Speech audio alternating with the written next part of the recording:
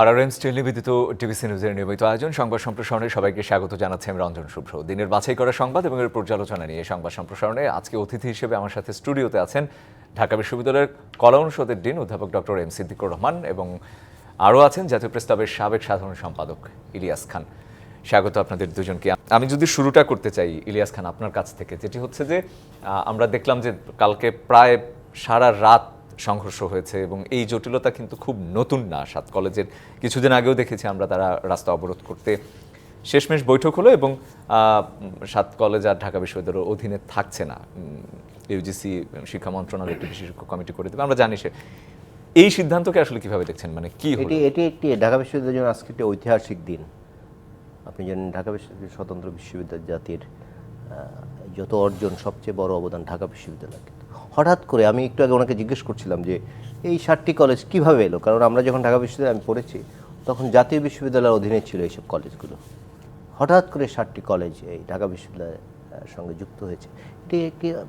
এটি একটি আশ্চর্য বিষয় ছিল এবং অসম্ভব বিষয়, কিন্তু সেটি হয়েছে। আমি যতদূর জানি যে গত যে ফ্যাসিস্ট সরকার তাদের ইচ্ছে ছিল যে ঢাকা বিশ্ববিদ্যালয়ের সাথে এরকম কিছু কলেজ যোগ করে দেয়, কারণ আপনারা জানেন যে জাতীয় বিশ্ববিদ্যালয় করেছিলেন দেশনেত্রী বেগম খালেদা জিয়ার আমলে হয়েছিল এবং বাংলাদেশে যে বিভিন্ন কলেজগুলো জাতীয় বিশ্ববিদ্যালয়ের অধীনে চলে গিয়েছিল, এর আগে ঢাকা বিশ্ববিদ্যালয়ের অধীনে ছিল, অন্যান্য বিশ্ববিদ্যালয়ের অধীনেও ছিল।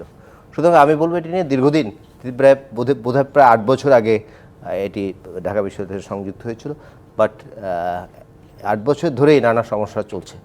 সুতরাং আজকে যে সিদ্ধান্ত হয়েছে এটি ঐতিহাসিক সিদ্ধান্ত, খুব ভালো সিদ্ধান্ত ঢাকা বিশ্ববিদ্যালয়ের জন্য এবং কলেজগুলোর জন্য। আমি আশা করতে চাই যে এই সিদ্ধান্ত দ্রুত বাস্তবায়ন হবে এবং এই যে কলেজের যে ছাত্র আন্দোলন করেছে, কালকে খুব দুর্ভাগ্যজনক ঘটনা দেখলাম, ঢাকা বিশ্ববিদ্যালয়ের ছাত্র এবং ঢাকা কলেজের ছাত্র সংঘর্ষে জড়িয়েছে। এটি খুব দুর্ভাগ্যজনক। মধ্যরাতেরও বেশি সময়, অনেক সময় ধরে আমরা লাইভেও দেখেছি টিভিতে। সুতরাং এই সিদ্ধান্তটি খুব ভালো হয়েছে। মানে সংকটগুলো কি মিটবে তাহলে, যেগুলো নিয়ে আসলে মানে ধীরে ধীরে সেই সংকটগুলো কেটে যাবে কিনা সেটা আমি আশা করতে চাই যে সংকটগুলো কেটে যাবে, কারণ এই বার্ডেনটা ঢাকা বিশ্ববিদ্যালয়ের উপর থাকছে না। ঢাকা বিশ্ববিদ্যালয় আপনি জানেন যে অনেকগুলো ফ্যাকাল্টি রয়েছে, অনেকগুলো সাবজেক্ট রয়েছে, এর বাইরে গিয়ে আবার এই 7টি কলেজ লুকআপটা করা ঢাকা বিশ্ববিদ্যালয়ের জন্য আসলে সম্ভব না। মূল যে বিশ্ববিদ্যালয়ের পরিবেশ, মূল যে বিশ্ববিদ্যালয়ের কার্যক্রম সেটি ব্যাহত হয় এবং হয়তো আমি জানি না সত্য কিনা, হয়তো কলেজগুলো সেভাবে দৃষ্টি আকর্ষণ করতে পারেনি। সুতরাং সিদ্ধান্ত হয়েছে এবং কলেজগুলো আলাদা করে নিজেরা ভালো অবস্থানে যাবে বলে আমি আশা করি। আমরা একটু ঢাকা বিশ্ববিদ্যালয়ের যে শিক্ষক যিনি আমাদের সাথে রয়েছেন তার কাছ থেকে একটু মন্তব্য শুনতে চাই। এই সিদ্ধান্ত মানে আপনারা আসলে কিভাবে দেখছেন, বা সত্যিকার অর্থে এটি আসলে ভালো হলো কিনা? রঞ্জন শুভ্র, আপনাকে ধন্যবাদ জানাচ্ছি, ইলিয়াস ভাইকে শুভেচ্ছা এবং যারা দেখছেন। আসলে আপনি একটু আগে ইলিয়াস ভাই যেটি বলেছিলেন, আমরাও যে 2017 সালে আজকের যিনি ক্ষমতাচ্যুত প্রধানমন্ত্রী, তার বিশেষ ইচ্ছায় যৌক্তিক কোনো কারণ ছিল? আমি একটু বলছি যে তৎকালীন উপাচার্য অধ্যাপক আসম আরিফিন সিদ্দিক স্যার, তার সময়ে এই বিশ্ববিদ্যালয়ে ঢাকা বিশ্ববিদ্যালয়ের সাথে এই 7টি কলেজকে যুক্ত করা হয়েছিল এবং এই ধরনের অধিভুক্তির জন্য বিশ্ববিদ্যালয়ের কিছু নিয়ম প্রক্রিয়া আছে। অংশীজনদের সাথে আলোচনা করতে হয়, একাডেমিক কাউন্সিলের সিদ্ধান্ত নিতে হয়, কিন্তু এদেরকে অন্তর্ভুক্তির ক্ষেত্রে প্রধানমন্ত্রীর ইচ্ছাকে বাস্তবায়ন করতে যে এই ধরনের কোনো নিয়ম নীতিকে অনুসরণ না করে এই বিশ্ববিদ্যালয়ের সাথে এই 7টি কলেজকে যুক্ত করা হয়েছিল এবং এই যুক্ত করার পর থেকে যেটা যুক্তি হিসাবে দেখানো হয়েছিল যে এগুলো ঢাকার ঐতিহ্যবাহী শিক্ষা প্রতিষ্ঠান, জাতীয় বিশ্ববিদ্যালয়ের সাথে এদের সংযুক্তির ফলে এখানকার শিক্ষার মান এটির অবনমন হয়েছে। মান উন্নয়নের কথা বলে এখানে এই কলেজগুলোকে যুক্ত করা হয়েছিল, কিন্তু তখন ভাবা হয়নি যে এই কলেজগুলোর পরিচালনের ক্ষেত্রে ঢাকা বিশ্ববিদ্যালয়ের সেই ধরনের সক্ষমতা তখন আছে কিনা, বা তাদেরকে সেটি দেওয়ার মতো সুবিধা আমাদের লজিস্টিক সেটা আছে কিনা, সেটি কিন্তু ভাবা হয়নি।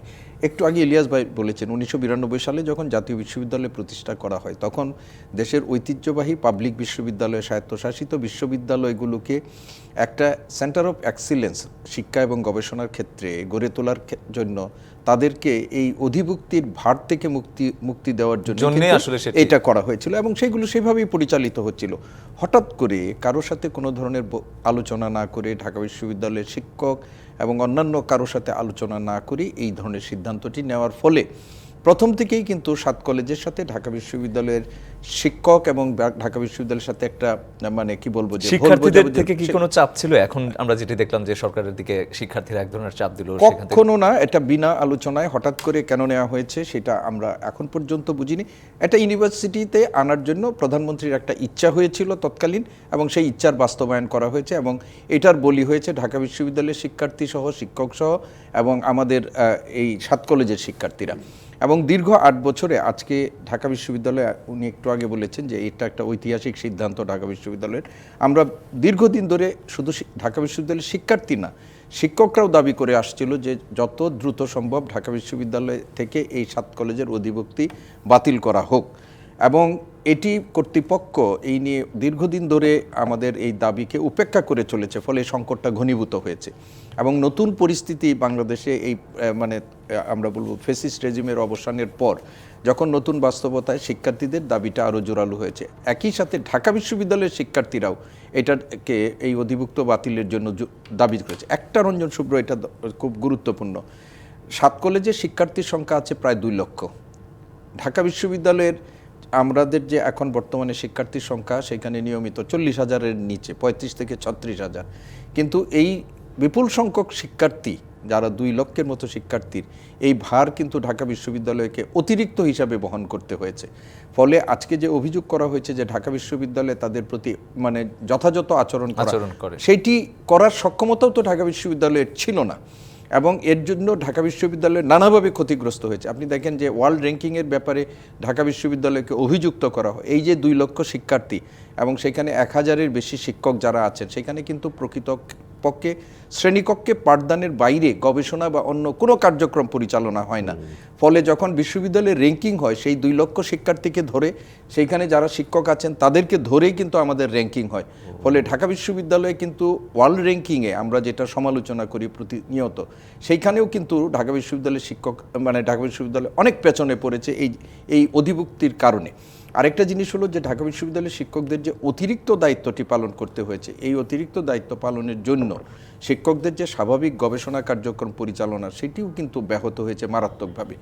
এই অবস্থায় আজকে যে কোনো পরিস্থিতিতে হোক ঢাকা বিশ্ববিদ্যালয় যে সিদ্ধান্তটি নিয়েছে, এবং আমি খুবই আনন্দিত যে এই সিদ্ধান্ত গ্রহণ প্রক্রিয়ায় আমিও একজন ছিলাম, এবং সেই সিদ্ধান্তটি ঢাকা কলেজের জন্য এটি একটি যুগান্তকারী সিদ্ধান্ত হয়েছে, এবং ঢাকা বিশ্ববিদ্যালয়ের শিক্ষক এবং শিক্ষার্থী সকলেই এই সিদ্ধান্তে অত্যন্ত আনন্দিত এবং খুশি। এবং আমরা মনে করি যে আগামী দিন ঢাকা বিশ্ববিদ্যালয়ের শিক্ষকরা তাদের যে গবেষণা এবং পাঠ পঠনের দায়িত্বটি আরও সুচারুরূপে যারা মুক্ত হলো তাদেরও আসলে তাদের আমরা প্রত্যাশা করতে চাই যে তাদেরও এই এক ধরনের, তাদের যেহেতু দাবির পরিপ্রেক্ষিতে, কিন্তু তাদেরকেও অনেক সংকটের মধ্য দিয়ে এখনও যেতে হবে। কেননা আমরা আজকে তাদের অধিভুক্তি প্রত্যাহার করলাম বা এই দায়িত্বটি নিলাম না, আমরা বলে দিয়েছি যে এটি উচ্চশিক্ষার সরকার গঠিত বিশেষজ্ঞ কমিটি, যেটি ইউজিসির চেয়ারম্যানের সভাপতিত্বে যেটি গঠিত হয়েছে, সেই কমিটির কাছে আমরা তাদেরকে রেফার করলাম। এখন এই কমিটি কত তাড়াতাড়ি তাদের এই সংকটটির ব্যাপারে সমাধানে যেতে পারবে সেটি আমাদের জন্য দেখার। আরেকটি বিষয় হলো ঢাকা বিশ্ববিদ্যালয় কিন্তু আমরা এখানেও একটা দায়িত্বশীল আচরণ আমরা করেছি শিক্ষার্থীদের প্রতি, যে যারা চলমান শিক্ষার্থী আছেন মাঝপথে তাদেরকে মানে শিক্ষা জীবন যেন কোনোভাবে ক্ষতিগ্রস্ত না হয়, সেই জন্য আমরা দায়িত্বশীল থাকব, এবং তাদের এই শিক্ষা জীবন কোনোভাবেই যেন নতুন করে আর আপনাদের আসছে না এই বছর থেকে। আর এমনিতে আমাদের সিদ্ধান্ত ছিল যে 2025-26 শিক্ষাবর্ষ থেকে ঢাকা বিশ্ববিদ্যালয় নতুন করে অধিভুক্তির মানে প্রতিষ্ঠানগুলোর কোনো ভর্তি কার্যক্রম গ্রহণ করবে না, নিবে না, ভর্তি নেবে না।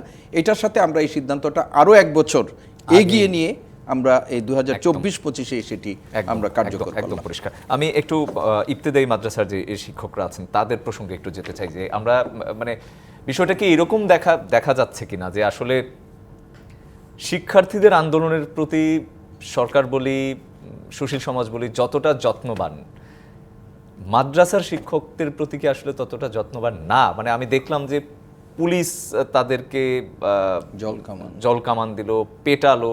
এবং এটি শুধু প্রথম না, কিন্তু আমি জাতীয় প্রেস ক্লাবের জেনারেল সেক্রেটারি ছিলাম, প্রেস ক্লাবের সামনে এ ধরনের প্রোগ্রাম তারা বহুবার করেছে, দিন রাত থেকেছে। আপনি চিন্তা করুন, এই এরা অনশন যখন করেন, তাদের টয়লেট করার জায়গা নেই, খাওয়ার জায়গা নেই, কি একটা অবস্থা, চিন্তাও করা যায় না। বাট এরা খুব বঞ্চিত আমি মনে করি, আমি অনেকের কথা শুনেছি। তারা অনেকে আছেন যে 20, 25, 30 বছর ধরে চাকরি করছেন বাট এমপিভুক্ত হচ্ছেন না, খুব মানবতার জীবন যাপন করে। আমি মনে করি যে এই বিষয়টি আলোচনা করে একটু সমাধান করা উচিত। তারা আর শিক্ষকদের উপর জলকামান মারবে এটি মানার কোনো সুযোগ নেই। এখন আন্দোলন করছে ভিন্ন কারণে মানে পূর্বের আন্দোলনে যে ফ্যাসিজম ছিল তখন মুখ খুলে কথা বলতে পারতো না কেউ, এবং খুব দুর্ভাগ্যজনকভাবে মনে পড়লে এখন হাসিও পায় যে যারা এই আন্দোলন করে প্রথম আগে শেখ হাসিনার 5 মিনিট স্তুতি করতেন। তা আমি একজনকে বললাম যে যার কাছে দাবি জানাচ্ছে, না সেই জন্য কি আসলে পুলিশ আসলে শিক্ষকদের গায়ে হাত তুলবে, জলকামান ছুড়লো? সেটি আমি বললাম তো, সেটি দুর্ভাগ্যজনক। এটি হওয়া উচিত না। কারণ গ্রামে স্কুলে যে ধরনের ছাত্র যেমন ছাত্র আছে, মাদ্রাসাতে কিন্তু মোটামুটি সমান ছাত্র আছে, সুতরাং তাদের ব্যাপারে যত্নবাদান হওয়া উচিত। এই সোসাইটির বড় অংশ যদি সুশিক্ষা থেকে বঞ্চিত হয় এবং শিক্ষকরা যদি ন্যূনতম ভাত মাছ ডাল ভাত খেয়ে বাঁচতে না পারে, তাহলে তো ভালো শিক্ষা দিতে পারবেন না। এবং খুব দুর্ভাগ্যজনকভাবে আমি যদি ভুল না জেনে থাকি, স্যার ভালো বলতে পারবেন যে এই সাবকন্টিনেন্টে আমাদের দেশের শিক্ষকদের ভিতরে সবচেয়ে বেতন কম। এটি কিন্তু হওয়া উচিত না, এবং তাদেরকে রাস্তায়ও নামতে হয়। রাস্তায় তো এখন তো এপ্রিদের অন্যরা নামে, আগে প্রাইমারি স্কুলের শিক্ষকরা নেমেছে এবং অনেকে নেমেছে। সুতরাং এগুলো সমাধান হওয়া উচিত। খুব বেশি বাজেট লাগবে বলে আমি মনে করি না। বাট এই যে শিক্ষকরা আন্দোলন করছে, তারা কথা বলছে, বৃষ্টিতে ভিজছে, পুলিশের বাড়ি খাচ্ছে, এটি খুব দুর্ভাগ্যজনক। এটি আমাদের এখানে হওয়া উচিত না। আমি মনে করি বর্তমান একটি ভিন্ন পরিস্থিতির সরকার এসছে, তাদের এই দাবিগুলো মেনে নেওয়া উচিত বলে আমি মনে করি। জি, সিদ্দিকুর রহমান খান, মানে আমি একই প্রশ্ন আপনার কাছে রাখতে চাই, মানে এটা কি আসলে এক ধরনের পক্ষপাতমূলক আচরণ কিংবা পিক অ্যান্ড চুজের কথা আমরা কি বলতে পারি কিনা, যে সরকার বা যারাই ক্ষমতাসীন থাকে তারা শিক্ষার্থীদের প্রতি, আন্দোলনের প্রতি, দাবি দেওয়ার প্রতি যতটা যত্নবান? আমি একটু কথা, যেহেতু আমি নিজেও শিক্ষক, আপনি শুধুমাত্র ইবতেদায়ী মাদ্রাসার কথা না, আপনি ধরেন শিক্ষক সমাজ, আপনি ধরেন প্রাথমিক থেকে শুরু করে উচ্চশিক্ষা প্রতিষ্ঠান, বিশ্ববিদ্যালয়গুলো সব জায়গায় কিন্তু তারা এক ধরনের বঞ্চনার শিকার আছে। এটি বাংলাদেশের বাস্তবতা। একটু আগে যিনি বলেছেন যে প্রাইমারি পর্যায়ে আমাদের এশিয়ার কথা বাদ দিলাম, এই উপমহাদেশের যে আমাদের এই দক্ষিণ এশিয়ার দেশগুলোর মধ্যে সবচেয়ে মানে কম সুবিধাভোগী হচ্ছেন আমাদের শিক্ষক সমাজ। আপনি দেখেন অনেক ক্ষেত্রে এই শিক্ষকতা যারা করছেন তারা কিন্তু সর্বোচ্চ দেশের MA পাশ করে এসেছেন, কিন্তু তাদের বেতন কাঠামো দেশের যে সরকারি মানে চাকরির ক্ষেত্রে একজন পিয়নের থেকেও তাদের বেতন কাঠামো কিন্তু কম। এবং সরকার অসংখ্য কলেজ করেছে যেখানে আপনার মানে কি বলে অনার্স মাস্টার শিক্ষাদান করা হয়, তাদের কারো কিন্তু MPO ভুক্তির মধ্যে অন্তর্ভুক্ত তারা নাই, MPOর ভুক্ত না। ফলে একটা মানবেতর জীবন যাপন করেন এই শিক্ষক সমাজ। তারা যখন নিজেদের ন্যূনতম অধিকারের প্রশ্নে রাস্তায় নামেন, সেই সময় তাদেরটা যদি পূরণও না করতে পারি, কিন্তু তাদের প্রতি যেন কোনো ধরনের যে আচরণের কথা আপনি বলেছেন, জল কামান মারা, এর আগে আমরা প্রিপার স্প্রে করতে আমরা দেখেছি শিক্ষকদের উপর, যে এই ধরনের ঘটনাগুলো যে কোনো রকমই এটা গ্রহণযোগ্য না। এবং সরকারের যারা দায়িত্বশীল আছেন অনেক সময় কিন্তু এই ধরনের কথা বলতে যে কথাগুলো বলে ফেলেন সেগুলো শিক্ষকদের জন্য অপমানজনক। আমরা কালকে শুনেছি, আমি জানি না এটা সত্য মিথ্যা, আমি কোথাও সোশ্যাল মিডিয়াতে দেখেছি যে সরকারের দায়িত্বশীল জায়গা থেকে এরকমও আসছে, যদি আপনি তো জেনে বুঝে আসছেন, যদি না পোষালে অন্য পেশায় চলে যান। এই ধরনের কথাগুলো কিন্তু অত্যন্ত মানে বেদনাদায়ক, এবং দায়িত্বশীল জায়গা থেকে এই ধরনের বক্তব্য কোনোভাবেই আসা উচিত। আপনি দিতে পারছেন না, আপনি আপনার সীমাবদ্ধতার কথা স্বীকার করেন।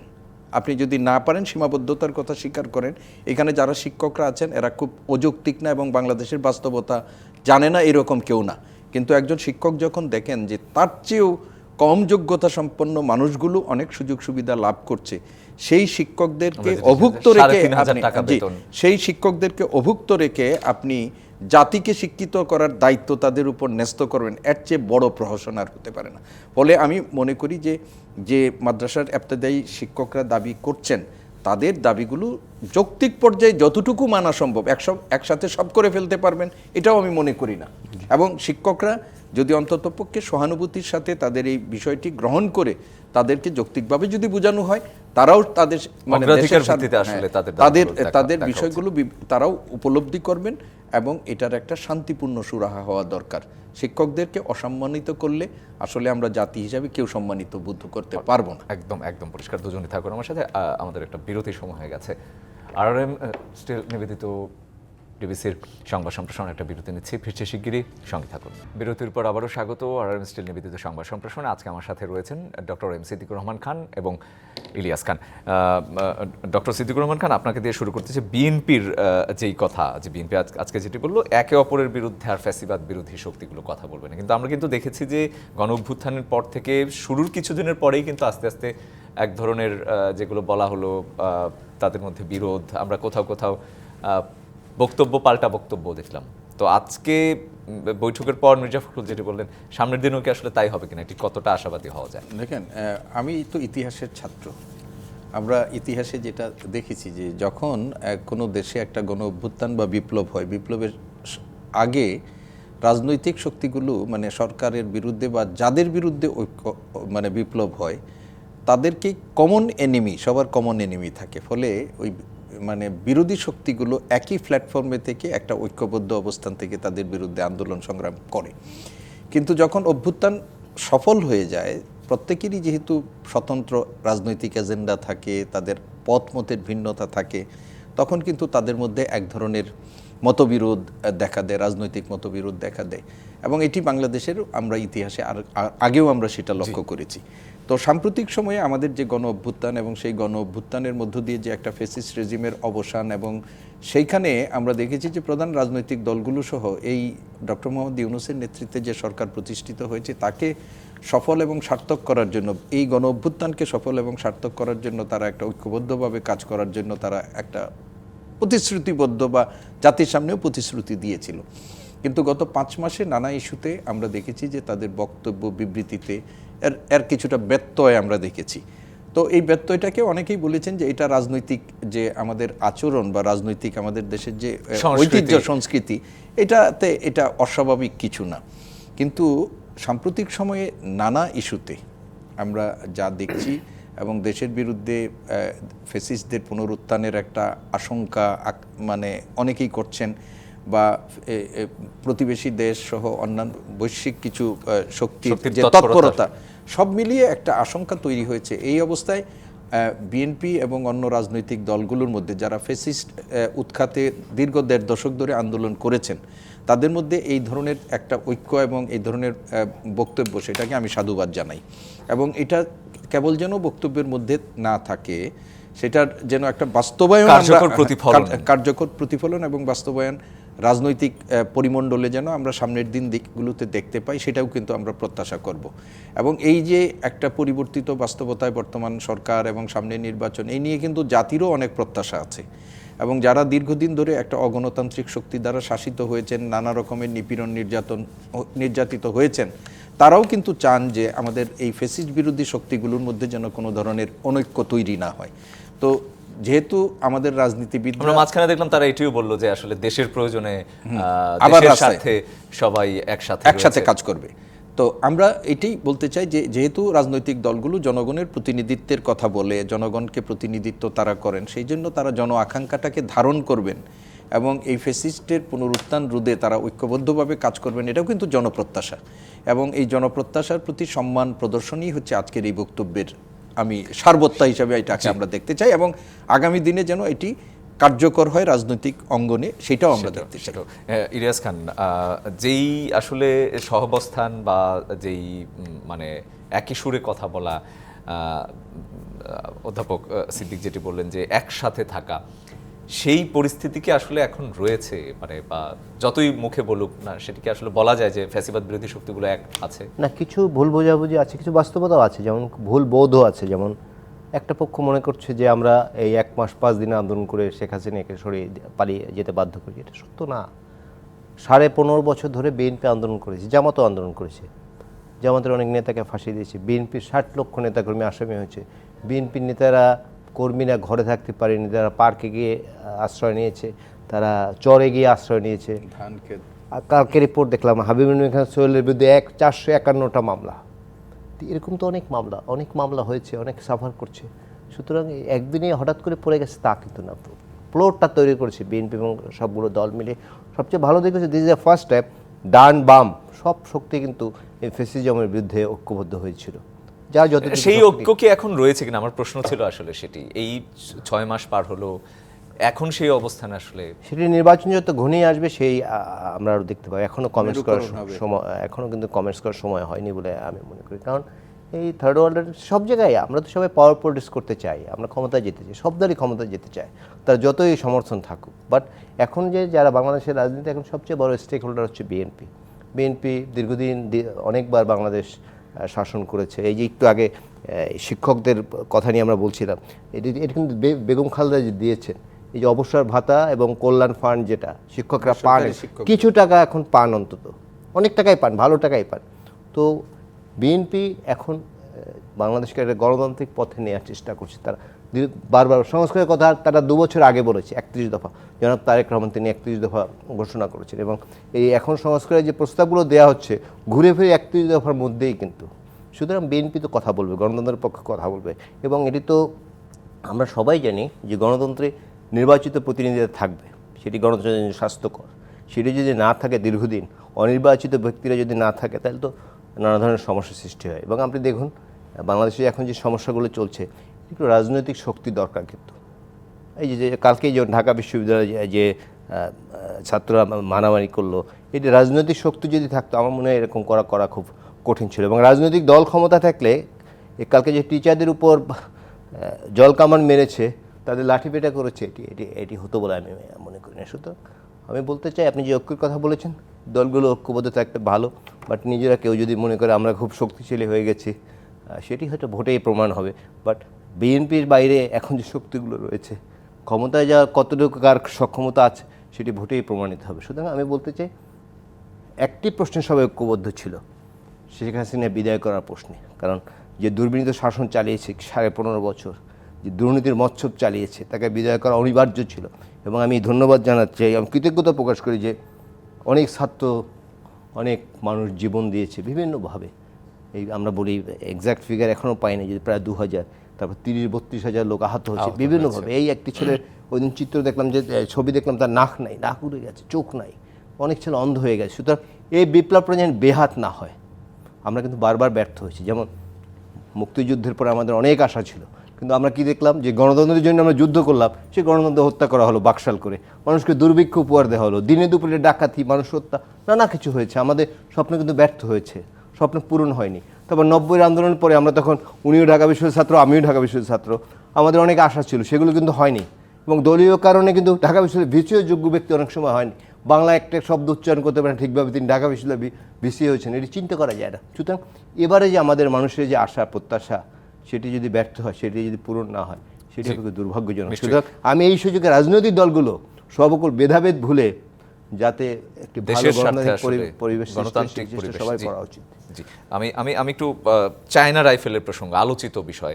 আমরা একটি জিনিস দেখলাম যে যাত্রাবাড়ি থানাতেই শুধু 3000 চায়না রাইফেলের গুলির যেই গুলি করার প্রমাণ ছোড়া হয়, সেই প্রমাণ মিলেছে।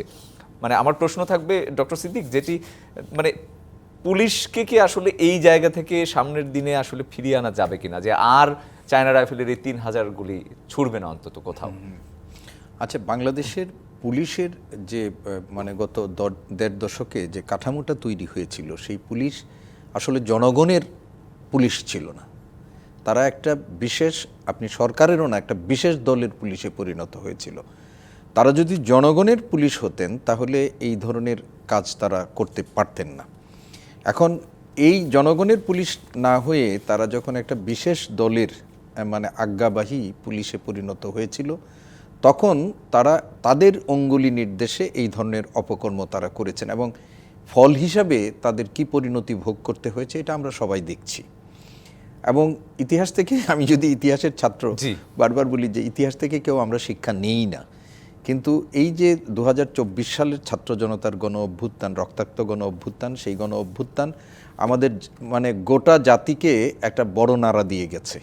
এবং যারা জীবন উৎসর্গ করেছেন এবং যারা একটু আগে বলেছেন যে পঙ্গুত্ব বরণ করেছেন, তাদের একটা কমিটমেন্ট ছিল, এবং তাদের কাছে আমাদের একটা দায়বদ্ধতা আছে, পুলিশেরও একটা দায়বদ্ধতা আছে।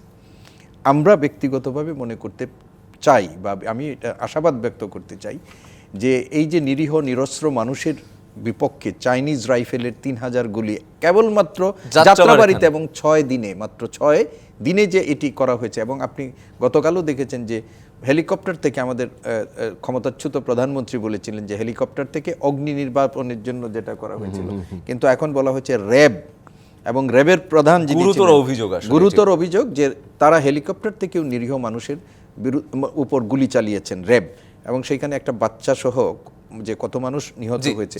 তো এইটা তো বাস্তবতা ছিল, কিন্তু এটা করার অধিকার তাদেরকে আমাদের আইন দেয়নি, কিন্তু সেটা তারা অপপ্রয়োগ করেছেন। আমরা এই অপপ্রয়োগ ভবিষ্যতে করবেন সেটা প্রত্যাশা করি না। জি, গণতান্ত্রিক পরিবেশের কথা যেটি না, আমরা তো জানি যে জি, যাত্রাবাড়ি জি, আমি ইলিয়াস খান আপনার কাছে এই ইস্যুতে একটু শুনবো, তারপরে আমরা আসলে আমাদের পরবর্তীতে যে বিষয় সেটিতে যাব।